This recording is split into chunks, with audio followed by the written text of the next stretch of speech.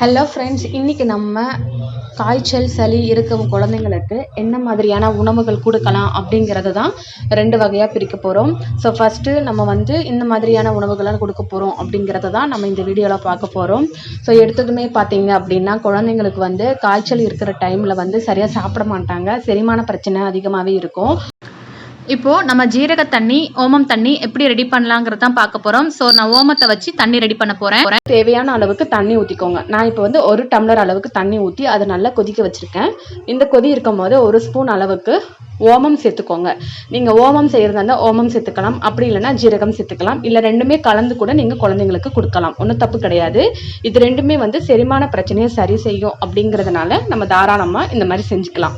இப்போ பார்த்தீங்கன்னா ஓமம் தண்ணி நான் வடிகட்டி எடுத்துட்டேன். ஸோ இந்த தண்ணி நீங்கள் குடிக்கும் போதே நல்ல ஒரு மாதிரி கிர்ராக இருக்கும். அந்த அளவுக்கு இதில் பவர் இருக்கும். ஸோ இதை நீங்கள் குழந்தைங்க கேட்கும் போதெல்லாம் நம்ம ஒரு ஸ்பூன் அளவுக்கு கொடுக்கலாம்.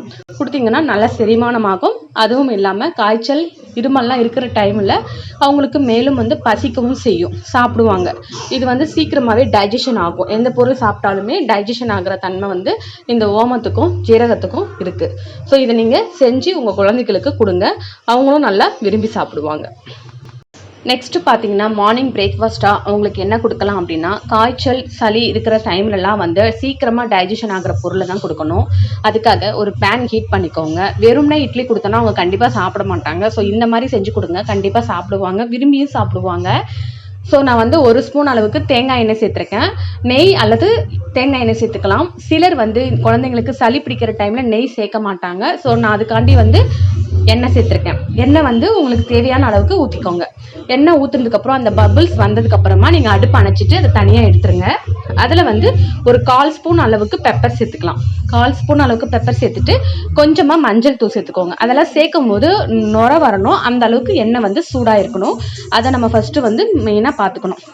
இப்போ இது நல்லா மிக்ஸ் பண்ணிவிட்டு நம்ம எடுத்து வச்சுருக்க இட்லியில் இதை சேர்த்துக்கணும்.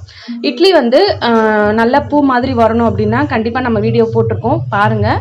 அதில் எப்படி இருக்குது, எப்படி செய்யணும், எந்த மெத்தடில் ரேஷியோ ஃபாலோ பண்ணால் நமக்கு சாஃப்டான இட்லி கிடைக்கும்ன்றதையும் நீங்கள் பாருங்கள்.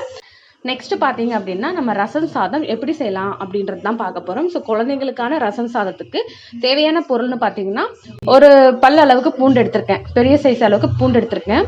தக்காளி ஒரு மீடியம் சைஸ்க்கு எடுத்திருக்கேன். இதில் வரமல்லி எடுத்திருக்கேன். வரமல்லின்னு பார்த்தீங்கன்னா ஒரு 5-6 வரமல்லி தான் எடுத்துக்கோங்க. கொஞ்சமாக செய்கிறதுனால அதுக்கேற்ற அளவு தான் நான் எடுத்திருக்கேன்.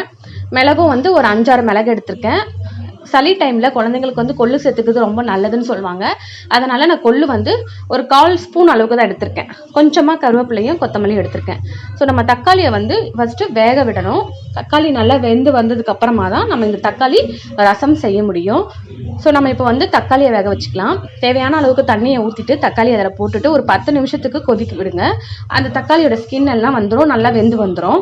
இது ஒரு பக்கம் வேகட்டும். அதுக்கு இடையில் நம்ம எடுத்து வச்சுருக்க பொருளை மிக்சியில் போட்டு அரைச்சிக்கலாம். நான் கொஞ்சமான குவான்டிட்டி வச்சுருக்கேன்றதுனால நான் இடிச்சுக்க போகிறேன். ஸோ இது எல்லாத்தையும் சேர்த்து நம்ம இடிச்சுக்கலாம். இப்போது நம்ம இது எல்லாத்தையும் இடித்து வச்சுருக்கோம் பாருங்கள்.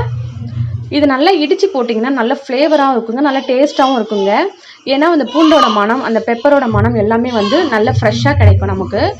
ஸோ இப்போ நம்ம தக்காளி ரெடி ஆகிடுச்சு பாருங்கள். அந்த தோல் எல்லாமே ரிமூவ் பண்ணிவிட்டு நம்ம நல்லா மேஷ் பண்ணிக்கணும். ஸோ ஃபஸ்ட்டு ஸ்கின்னை நம்ம எடுத்துறதுக்காக தான் வேக வைக்கிறோம். இப்போ இதை நம்ம எடுத்துகிட்டு நம்ம தேவையான அளவுக்கு தண்ணி ஊற்றிக்கோங்க. எந்த அளவுக்கு நீங்கள் ரசம் செய்கிறீங்களோ அதுக்கேற்ற மாதிரி தண்ணி எடுத்துக்கோங்க. தண்ணியை நல்லா மேஷ் தண்ணியில் தக்காளியை நல்லா மேஷ் பண்ணிக்கோங்க. மேஷ் பண்ணிவிட்டு நம்ம இது ரசம் செய்கிறதுக்கு நம்ம ரெடி பண்ணிக்கலாம். நல்லா வேக விட்டோம் அப்படின்னா நமக்கு சூப்பராக மசிச்சு வரும். ஸோ இப்போ பார்த்தீங்கன்னா நம்ம மசிச்சு எடுத்துட்டோம் பாருங்கள். உங்களுக்கு தக்காளியோட குவான்டிட்டி அதிகமாக வேணும்னு நினச்சிங்கன்னா பெரிய அளவில் கூட எடுத்துக்கோங்க. கொஞ்சம் நிறையாவே செய்கிறீங்க அப்படின்னா அதுக்கேற்ற மாதிரியே எடுத்துக்கோங்க. நம்ம குழந்தைங்களுக்கு செய்யும்போது புளி, அதுவும் ஜுரம் டைமில் புளி சேர்க்கக்கூடாதுன்றதுக்காக தான் நான் இந்த மாதிரி தக்காளி எடுத்திருக்கேன். இப்போ பேனை ஹீட் பண்ணிவிட்டு 1 ஸ்பூன் அளவுக்கு தேங்காய் எண்ணெய் சேர்த்துட்டு நம்ம இடித்து வச்சுருக்க பொருள் இருக்குது இல்லையா, அதை இதில் போட்டுக்கோங்க. போட்டுட்டு நல்லா வறுத்துக்கோங்க. அதோட பச்சை மணம் எல்லாமே போயிடணும். அந்த அளவுக்கு நம்ம நல்லா ஃப்ரை பண்ணுங்கள். நல்லா ஃப்ரை பண்ணும்போது ஸ்மெல் அந்த அளவுக்கு நல்லா மணமாக இருந்துச்சு. இப்போ நம்ம எடுத்து வச்சிருக்க தக்காளியோட தண்ணியை இதில் சேர்த்துக்கலாம். சேர்த்துட்டு குறைஞ்சது ஒரு 2 நிமிஷத்துலேருந்து ரெடி ஆகிடும். இது சீக்கிரமாகவே முடிஞ்சிடும். ஸோ நம்ம தக்காளியோட தண்ணி இதில் சேர்த்துட்டு ரொம்ப கொதி வரைய வைக்க வேண்டாம். ஏன்னா நம்ம ஆல்ரெடி வந்து தக்காளி நல்லா வேக வச்சு தான் எடுத்துருப்போம். மசாலாவையும் வந்து பச்சை மணம் போகிற வரைக்கும் வறுத்துட்டோம். லைட்டாக கொதி வந்ததுக்கப்புறமா அடுப்பு அணைச்சிடலாம். ஸோ உங்களுக்கு தேவைன்னா உப்பு போட்டுக்கோங்க. இல்லைனா சிலர் வந்து உப்பு சேர்க்க மாட்டாங்க. ஸோ மஞ்சள் தூள் கொஞ்சமாக சேர்த்துக்கோங்க.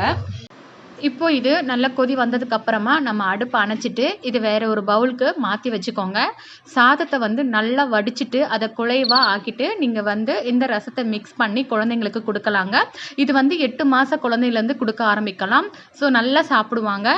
அதுவும் இல்லாமல் இது வந்து சூப்பு மாதிரியும் நீங்கள் கொடுக்கலாங்க. குழந்தைங்க வந்து நல்லா விரும்பி சாப்பிடுவாங்க. ஸோ கண்டிப்பாக ஃபீவர் இருக்கிற டைமில் குழந்தைங்களுக்கு இந்த மாதிரி செஞ்சு கொடுங்க. நெக்ஸ்ட் வீடியோவில் நைட்டு டின்னருக்கு என்ன கொடுக்கலாம் அப்படிங்கிறதையும் நான் போஸ்ட் பண்றேன். இந்த வீடியோ பிடிச்சிருந்தா மறக்காம லைக் பண்ணுங்க, ஷேர் பண்ணுங்க, சப்ஸ்கிரைப் பண்ணுங்க. எல்லோரும் இன்புற்றி வாழ்க. நன்றி.